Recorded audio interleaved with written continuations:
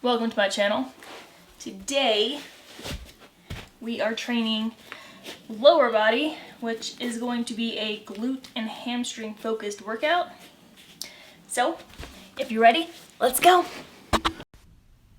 Before any leg day, I like to open my hips up just to make sure everything is nice and loose. Here I'm doing a few lateral leg swings. I generally stick between 15 and 20, just opening as much as possible, and then I'll switch to swinging it forward and backwards. Again, I generally stick to about 15 to 20, and then I'll move on to my next exercise. Here is a Cossack Squat. I'm making sure that I'm moving fluidly and evenly and making sure that my knee does not cave inward. I'm trying to press it outward as I'm sitting in the position, and I'll do about 10 to 15 of these. Now for leg day, I prefer to use shoes that are completely flat and have a wide toe box.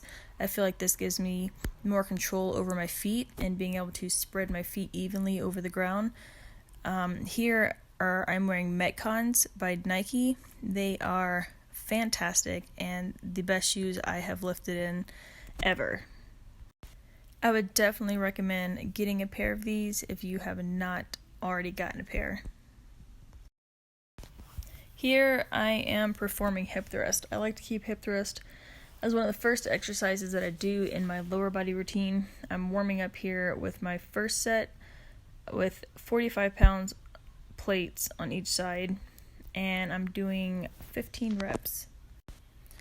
On my second set, I'm increasing the weight by adding a 25-pound plate on either side of the bar, and then I'm going into my second set, still doing 15 reps, making sure my knees stay completely in line with my feet.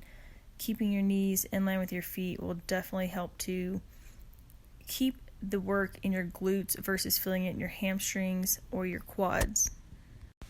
Here for the third set, I'm increasing the weight by putting 35s on either side and doing another 15 reps. I'm continuing to keep my chin tucked to my chest and looking forward the whole time.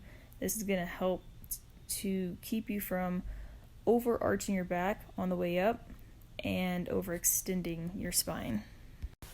And for the last set, I've added 45s to either side of the bar and continuing to do 15 reps, and at the end of my 15 reps, I try to hold the bar in the air as long as possible until failure.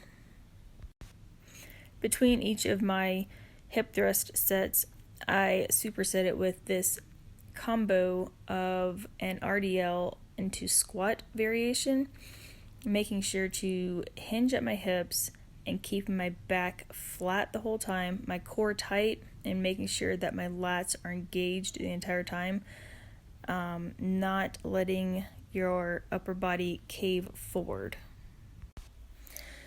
Next, we have a dumbbell squat. Again, I'm making sure to keep my core tight and my back flat, not letting my lower back arch, making sure to keep my upper lats engaged, and moving at a fluid motion, not letting my upper body come up before my lower body, but imagining pushing the ground away from you as you come up.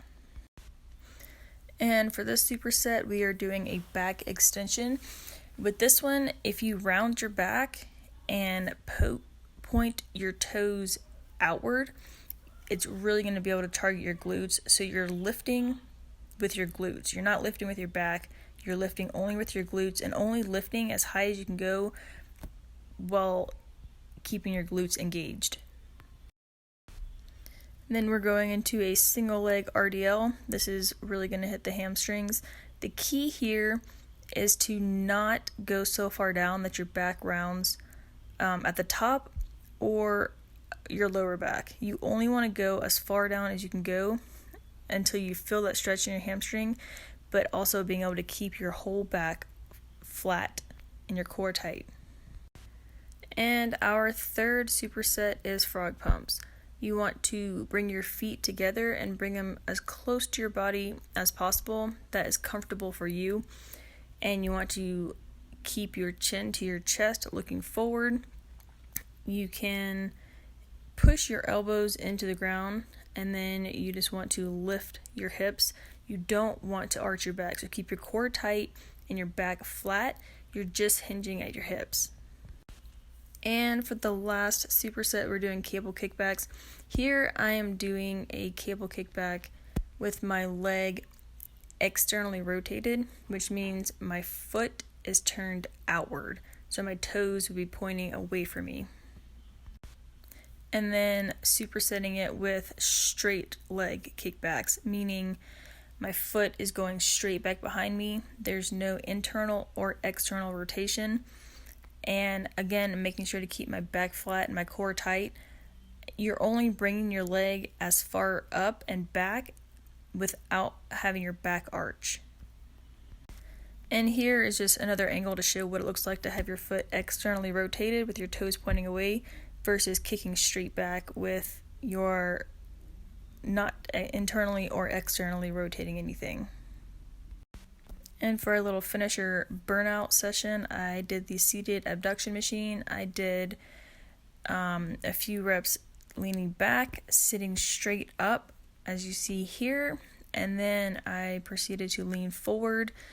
After I did 8 reps of each of these, I pulsed it out for as long as I could, and that was the end of my workout. So I hope you enjoyed this video, and I will see you in the next one. Bye!